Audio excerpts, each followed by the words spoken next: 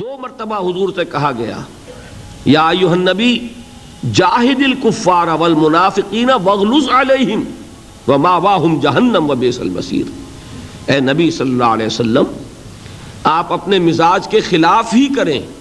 اپنی طبیعت پر جبر ہی کریں، لیکن ان کافروں اور منافقوں پر سختی کیجیے، ان کے ساتھ نرمی کے ساتھ پیش نہ آئیے، ان کا ٹھکانہ جہنم ہے اور وہ بہت برا ٹھکانہ ہے۔ تو حضور نے اپنے اسی مزاج کی رحمت اور رافت کی بنا پر فرمایا جب یہ آیت نازل ہوئی کہ معاملہ 70 مرتبہ کا نہیں ہے، اگر مجھے یہ امید ہوتی کہ میں 70 مرتبہ سے زیادہ استغفار کروں گا تو ان کو بخش دیا جائے گا تو میں کرتا۔ یعنی اس کے معنی کیا ہے کہ در حقیقت عدد 70 کا مراد نہیں ہے،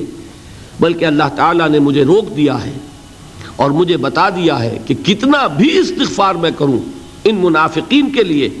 وہ ان کے لیے سود مند نہیں ہو۔